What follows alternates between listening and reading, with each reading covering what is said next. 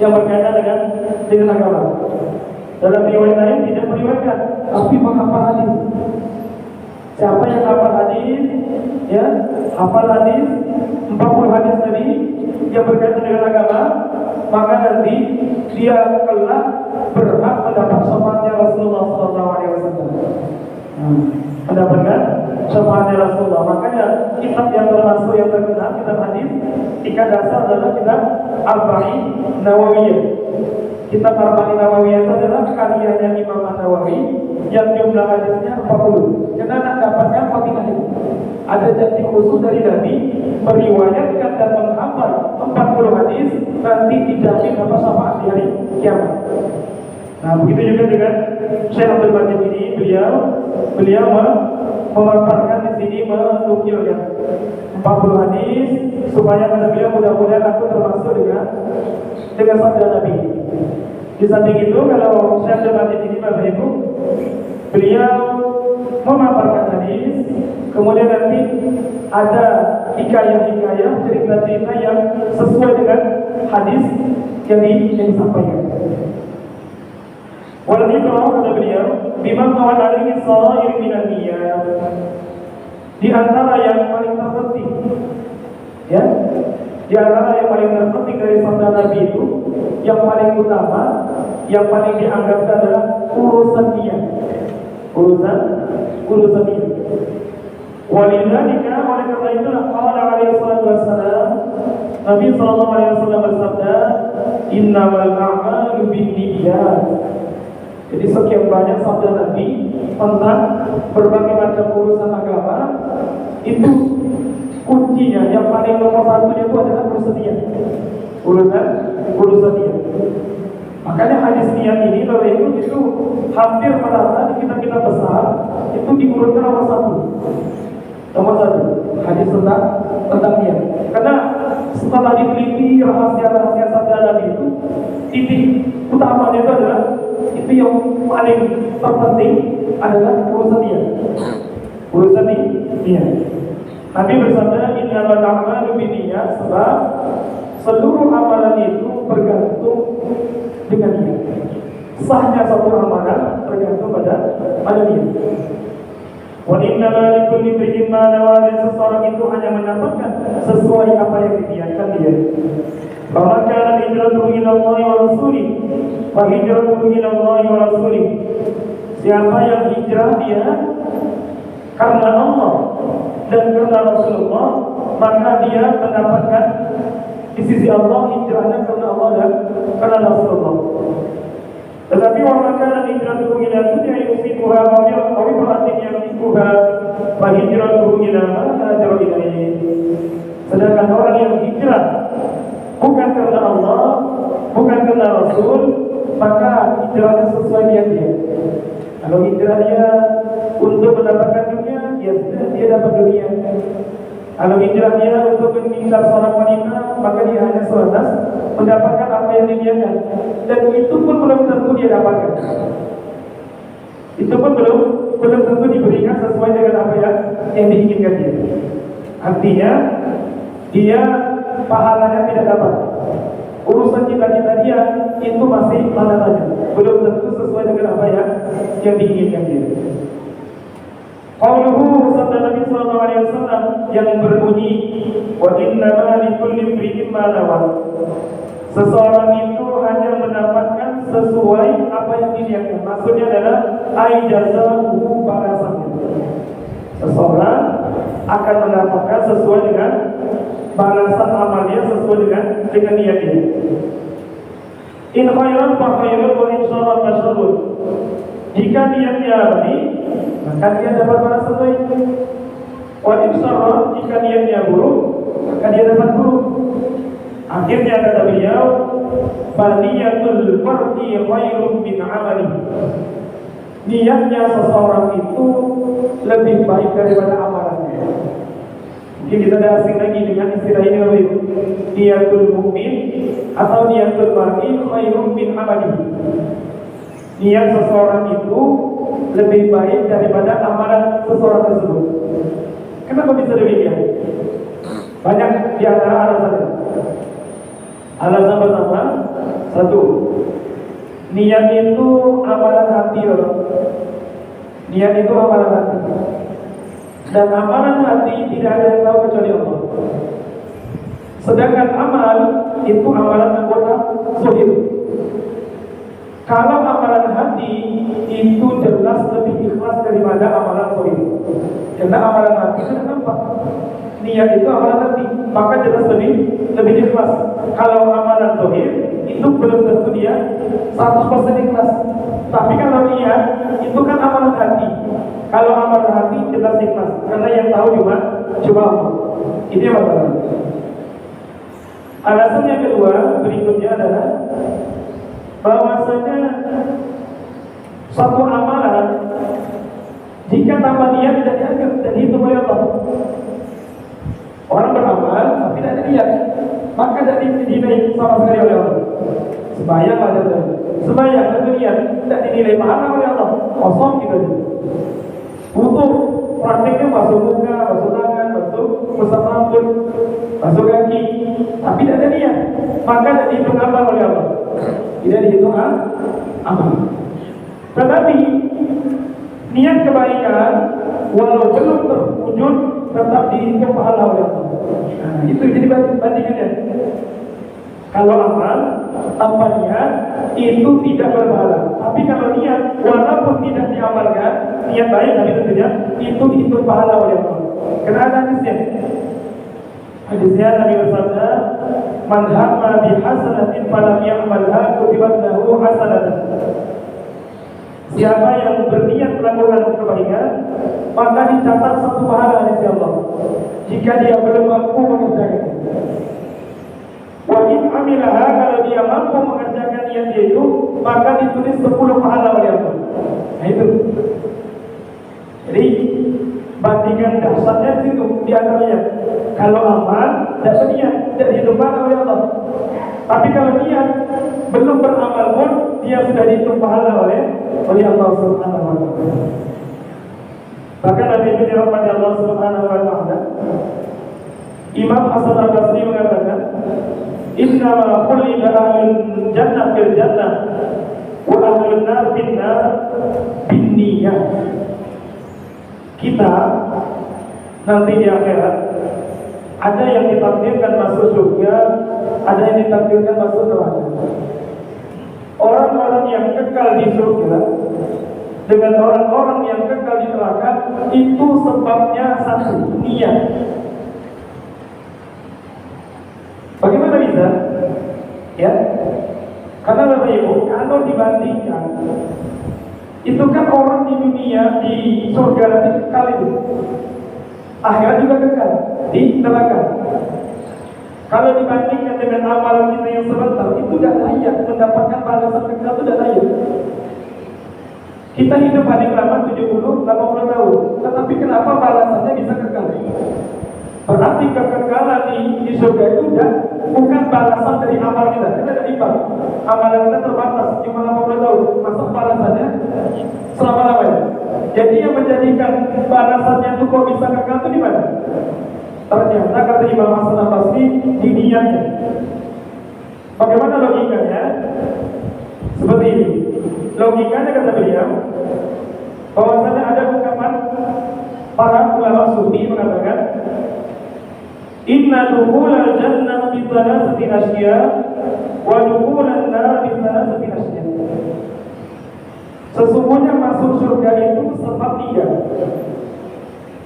Dan kemudian masuk neraka itu sebab 3. Jadi ada 3 keadaan. Surga 3 keadaan, kemudian neraka 3 keadaan. Pertama, 3 keadaan yang di surga yaitu mengenai fadukuluha. Masuk surga itu birahmatillah, sebab rahmatnya Allah.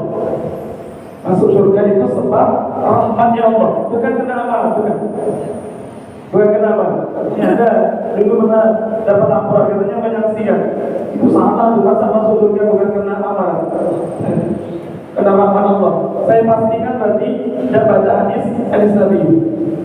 Ketika Nabi mengatakan, "La yadkhula jannata ahadun minkum bil amal." Seseorang tidak masuk surga salah satu di antara kalian sebab amalan dia. Itu jelas sahih hadisnya.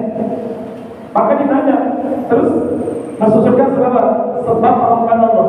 Loh, gimana tuh? Kok masuk surga sebab rahmat? Seperti ini. Sebenarnya tidak berbenturan orang masuk surga sebab dia sembahyang, sebab dia wirid, sebab dia puasa, sebab dia Quran. Kita ketahui, kita tidak akan bisa sembahyang, tidak akan bisa baca Quran kalau tidak diberi rahmat oleh Allah. Jadi sebenarnya intinya tetap masuk surga.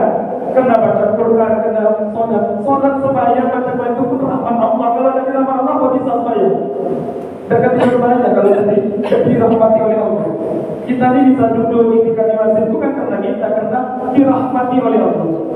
Maka tetap amalan kita itu sebenarnya rahmat dari Allah. Makanya yang pertama, masuk surga hakikatnya itu rahmat Allah. Rahmat Allah. Yang kedua, kemudian wastiqamul manazil bil amal. Kalau tingkatan di surga, tingkatan untuk mendapatkan derajat di surga itu baru sesuai dengan amalan. Jadi surga itu ada tingkatan-tingkatan itu. Maka kalau amalannya rendah, ya surganya juga di bagian yang tidak tertinggi. Tapi kalau makin tinggi, ya tinggi juga. Kalau untuk tingkatan, tingkatannya, untuk tingkatan surga itu dilihat tentang bagaimana amalannya. Sesuai dengan keadaan amalannya untuk tingkatan di surga. Tapi kalau untuk masuk ke surganya itu dengan rahmatnya Allah Subhanahu wa taala. Kemudian yang ketiga, wal khuludu fiha, tentang kekekalan di surga. Itu sebabnya apa? Kalau orang kok bisa kekal di surga bukan karena amalannya. Disebutkan oleh kaum sufi, liniyati yang ada di muqarrabil iman, karena di hatinya itu tidak pernah ada keinginan untuk melepaskan iman. Artinya dia apa? Niat hatinya itu untuk beriman selama-lamanya. Karena di hatinya niat beriman selama-lamanya, balasannya kekal selama-lamanya di surga. Jadi karena niat. Kan kita tidak pernah ada niat untuk menjadi orang kafir, kan ada. Niat kita kan untuk beriman terus. Nah, karena niat kita untuk selama-lamanya beriman, maka balasannya pun kekal selama-lamanya di surga. Jadi bukan itu dengan amalnya, tapi niatnya. Maka benarlah kata Imam Hasan Al-Basri, orang kekal di surga itu karena niat dalam diri dia. Niat dia itu kekal untuk terus beriman selama-lamanya, maka balasannya dia pun akan dikekalkan di surga selama-lamanya. Orang kafir itu dia. Orang kafir masuk surga bi'adilillah, karena keadilan Allah. Orang kafir masuk neraka karena keadilan Allah. Yang kedua, tingkatan ahli neraka itu juga berikan. Laha sab'atu abwab kata Allah. Neraka itu ada 7 tingkatan. Ada tingkatan. Tingkatan ini bil amal sesuai dengan porsi amalannya masing-masing. Pencatnya tinggi juga, makin malah juga, makin dasar. Kalau agak kurang-kurang, kurang juga. Karena ada riwayat hadis mengatakan dalam tafsir Ruhul Bayan, Syekh Ismail Hamdi mengenai barang siapa yang anaknya hafal Quran 30 juz, mengamalkan istrinya, maka di antara anugerah Allah berikan adalah orang tuanya diringankan siksanya, wa in kana kafirin, sekalipun orang tuanya kafir. Jadi tingkatan neraka pun ada tingkatan juga. Kalau ada orang kafir, kalau anaknya habis Quran, nanti itu pun dapat keringanan orang tua. Saking Allah memuliakan ahli Quran. Apalagi orang Islam maksudnya gitu. Kalau orang kafir saja, wa in kana kafirin, sekalipun orang tuanya kafir, dapat nanti keringanan, ya diberi semacam keringanan lah. Beda dengan yang orang tuanya bukan habis Quran. Tapi tidak masuk surga. Dalam surga, karena orang kafir tetap itu tidak bisa ditolong gitu. Tapi dengan sebab mungkin dicontoh, mungkin ada anaknya habis Quran, menganggap anaknya orang tuanya sudah berarti kafir duluan. Jadi habis Quran dia, maka dia akan nanti orang tuanya diringankan azabnya. Mungkin tingkatannya bukan tingkatan yang paling dasar. Maka tingkatan neraka pun ada. Sebagaimana di surga ada tingkatan, maka di neraka juga ada tingkatan. Berdasarkan apa Ibu? Bil amal, berdasarkan porsi amalan masing-masing. Kemudian, nah, kalau orang bertanya, kenapa kok Allah seakan-akan jadi jamin? Kafirnya cuma 80 tahun, tapi kok merasakan siksanya kekal. Kan kalau dilihat sekilas, pakai ukuran otak manusia, tidak imbang.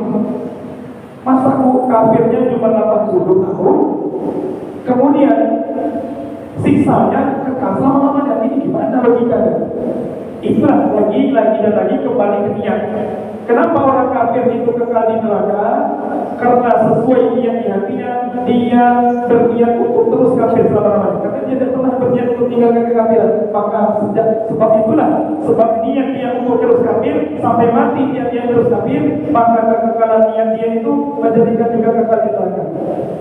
Jadi kekekalan masalah kita di surga dan nanti ada di neraka itu bergantung dengan niat juga. Maka menunjukkan bahwasanya benarlah yang nomor satu itu adalah urusan dia.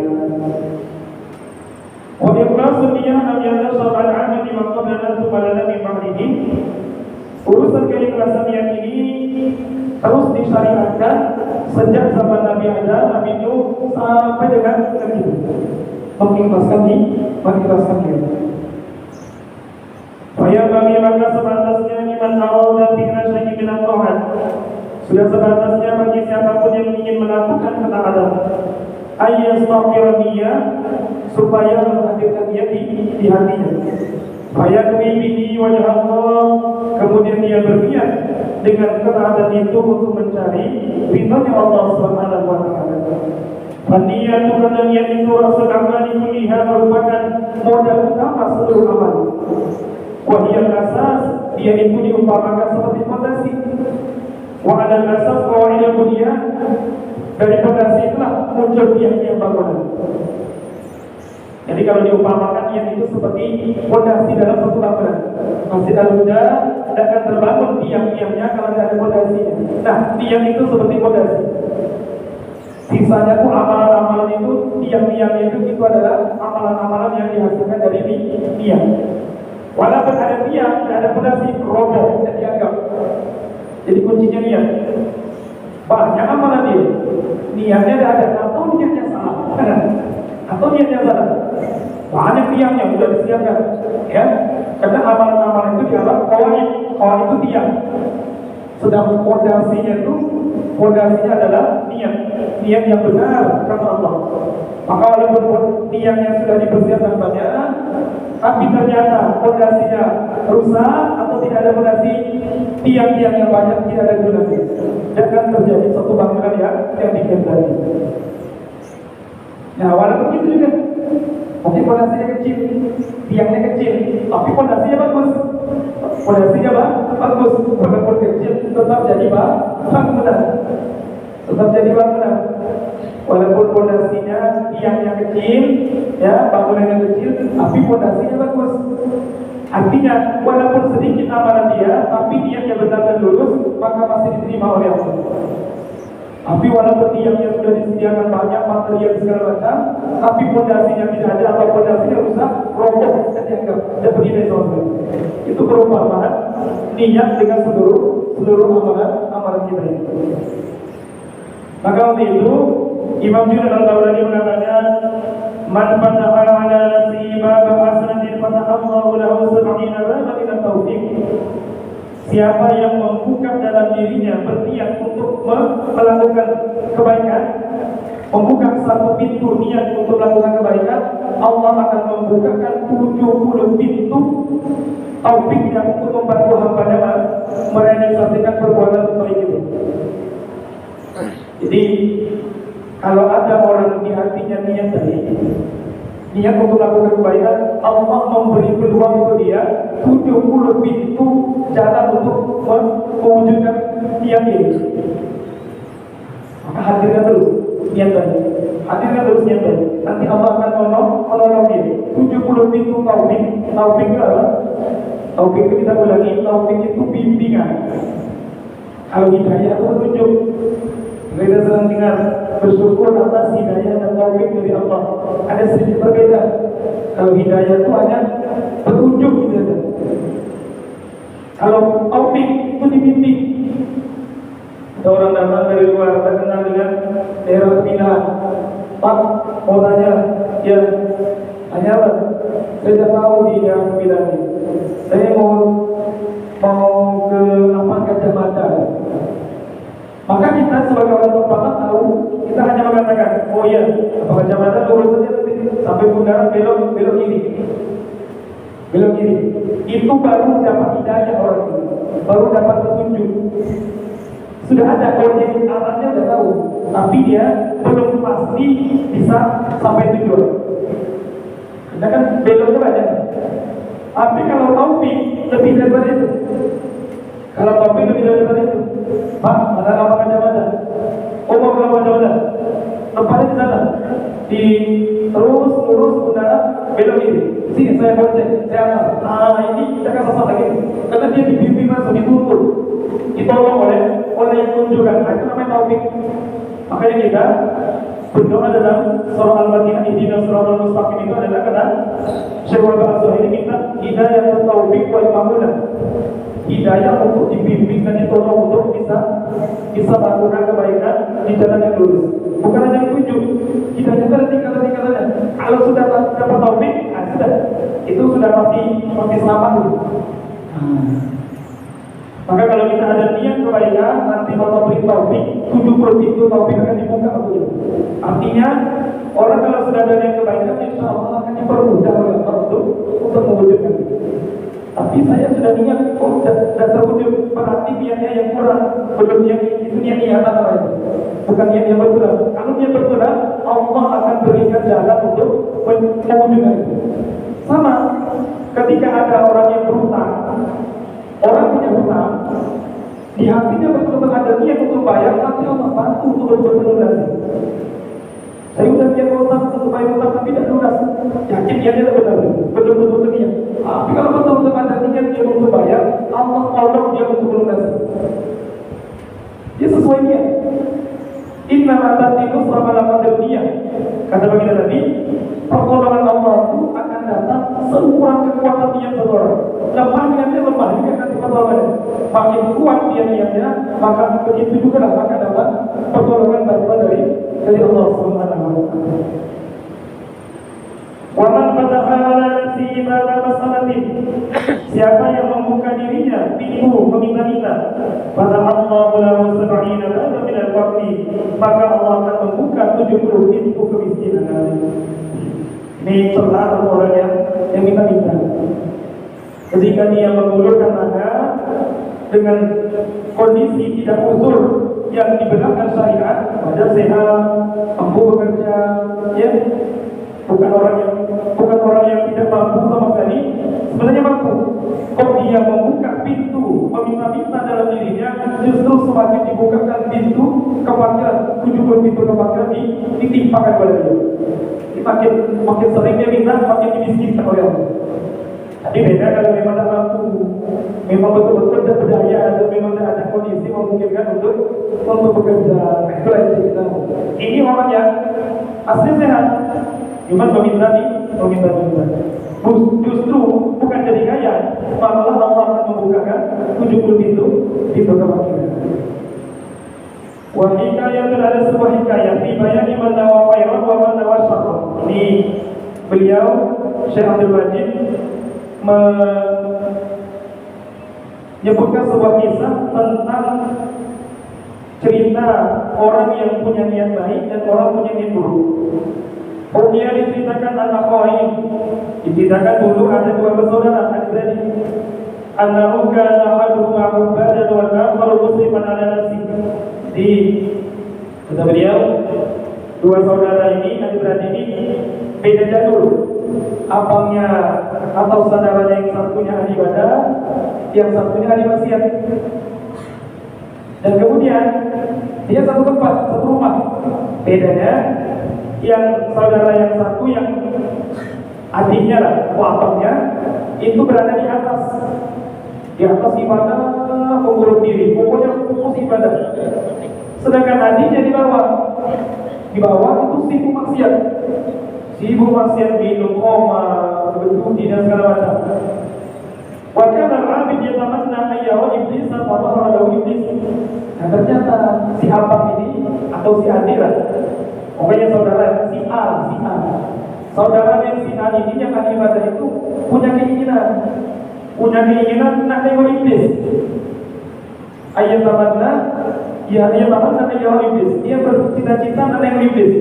Fadhara lahu iblis, muncul iblis.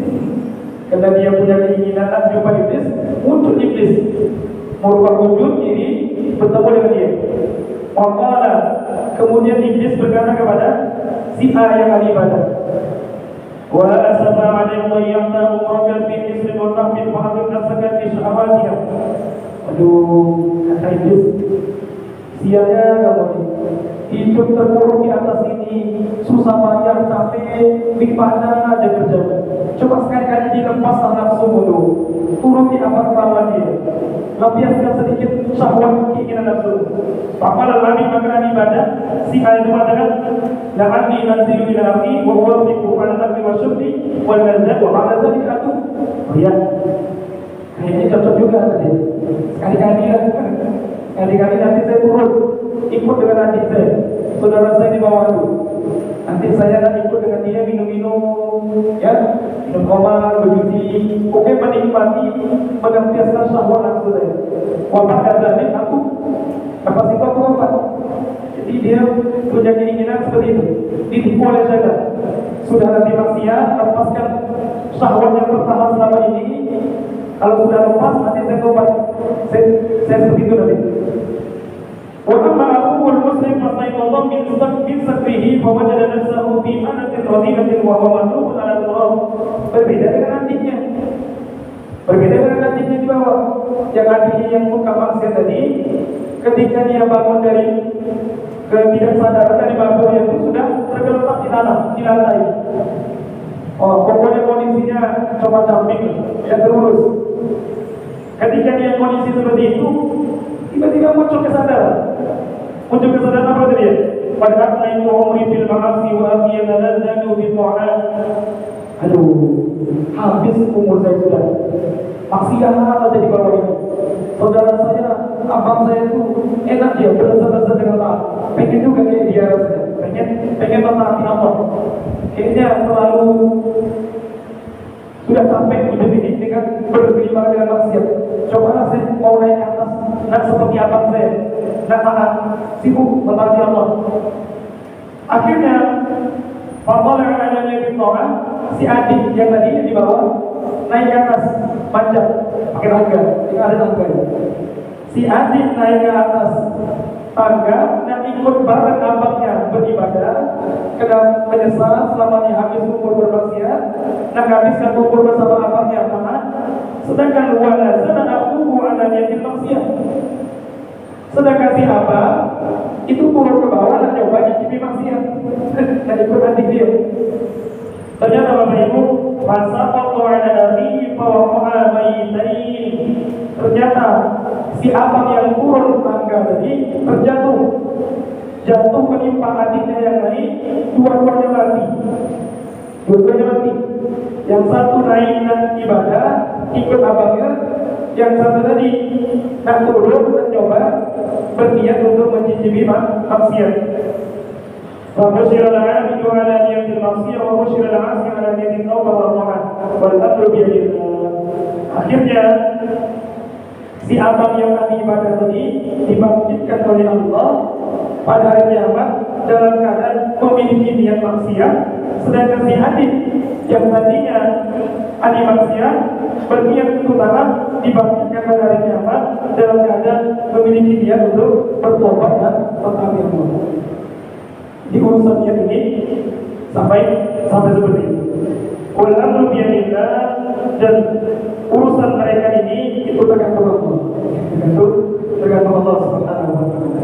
Bayat bagi maka sudah sepantasnya lil abdi bagi seorang hamba ayyusina niyatahu untuk terus memperbaiki niatnya. Begitu dirahmati Allah Subhanahu wa taala. Kemudian pentingnya niat ini bukan hanya untuk kita saja. Bahkan ulama-ulama salafus salih terdahulu itu diceritakan mereka orang-orang soleh dulu, anak-anak kecil mereka itu sudah diajari pentingnya niat. Karena salafus salih yu'allimuna auladahum an-niyyah kama yu'allimuna auladahum al-Fatihah. Ulama-ulama salafus salih dulu mengajari anak-anak mereka urusan berniat baik itu. Saking mereka peduli dengan niat baik, sebagaimana kepedulian mereka mengajari anak mereka urusan baca Al-Fatihah. Mereka dulu seperti itu. Jadi bukan hanya diri mereka, mendidik anak-anak mereka supaya membiasakan niat baik. Niat baik. Apa kata mereka? Nanti disebutkan di dalam kitab itu, "Idza ra'aita masjidan maftuhun babu faqadimhu." Nah, nanti kalau kamu nengok masjid terbuka pintunya, kemudian nanti takut ada hewan masuk, tutup pintunya. Aw ra'aita amma bil qa'idin. Kalau kamu nengok orang buta, tidak ada yang pun tutupnya. Aw ra'aita, atau kamu melihat ada fitnah ma'azitu. Kalau nengok nanti curi di jalan, sikirkan ya. Sampai segitunya mereka. Jadi jual anak, mengajari anak, itu kan niat itu belum terjadi, tetapi sudah diajari. Ini kalau gini ya, kalau gini ya. Jadi sudah ada ditanamkan untuk melakukan kebaikan sebelum mereka keluar dari rumah. Jadi kalau ketemu ada datu, berjalan susah, bantu ya. Jadi sebelum dia ketemu itu sudah ditanamkan untuk berniat. Tapi itu dirahmati Allah Subhanahu wa taala. Niat baik ini juga itu bisa menjadi penanda keselamatan seseorang atau kemuliaan seseorang. Disebutkan dalam riwayat, kenapa kata? Kita tahu kata ya? Kenapa kata itu dalam syariat diharamkan dibunuh? Jadi kalau bisa yang suka mancing gitu, jangan lagi lah kata jadi keempat, karena haram. Nah, Nabi angkat lintindak, Nabi melarang mengharamkan memburu kata. Kenapa? Riwayatnya ketika Nabi Ibrahim dibakar Namrud, maka termasuk hewan yang nolong Nabi Ibrahim adalah kata. Kata itu bawa air, padahal api yang besar, bawa air di mulutnya, di pus-pusnya, disempurkan jadi sedikit. Kata kawannya, tidak ada gunanya, air pun dikit. Ya inilah kemampuan saya. Niat saya adalah tolong kekasih Allah. Sebab itulah kata para ulama, dilarang memburu kata karena kata dulu punya andil menolong kekasihnya Allah. Niatnya itu dihargai oleh Allah. Niat, walaupun sudah tidak mampu untuk memadamkan api itu, tapi sekemampuan dia tolong kekasih Allah, akhirnya dia punya kedudukan diharamkan untuk membunuh kata. Sebaliknya dengan cecak ikut niup api tanya Nabi Ibrahim, maka saja itulah dengan cecak disyariatkan untuk dibunuh. Karena cecak punya andil niat untuk mencelakai Nabi Ibrahim. Wallahu a'lam bishawab. Subhanallah wa bihamdihi, asyhadu an la ilaha illa anta, astaghfiruka wa atubu ilaik. Bismillahirrahmanirrahim. Alhamdulillahi rabbil alamin. Wassalatu wassalamu ala asyrafil anbiya'i wal mursalin, sayyidina Maulana Muhammadin wa ala alihi wa sahbihi ajma'in. Rabbana taqabbal minna innaka antas samiul 'alim wa tub 'alaina innaka antat tawwabur rahim. Wa sallallahu ala sayyidina Muhammadin wa ala alihi wa sahbihi wa baraka wa sallam. Walhamdulillahi rabbil alamin. Assalamualaikum warahmatullahi wabarakatuh.